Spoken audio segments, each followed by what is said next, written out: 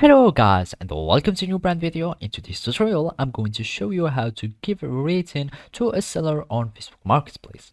So now, the first thing that you will need to do is to open your web browser. Either it was Mozilla Firefox, Microsoft Edge, or Google Chrome, or any web browser. After that, you will need to go to facebook.com in the URL and click enter.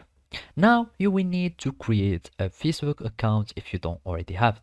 To do so, you will need just to click create new account and it will take you to the new account creation. So basically all you need to do is to fill in all this information and then you will click on sign up. After that, you will have your Facebook account that will be created successfully. Then all you need to do is to go again to facebook.com and then you will add your account, or you are going to log in to your account. So basically you click on login after you fill in your email and password and it will take you to your account. And now the last thing to do is to go to the marketplace, and now all it remains to do again is to follow these simple steps. So after you go to the marketplace, you will need to go to the buy-in place or the buy-in view.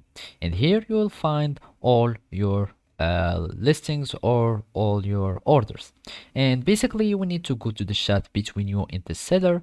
And then after the order is confirmed and it is finished and that you receive all your order, you will have here after it is marked as paid the order, you will have here rates the seller. And if you don't find rates in this option, you will need just to click more option and you will find rates the seller, and then you will give him a rating, and by that you will need just to submit a rating and it will be submitted and the seller will receive your rating.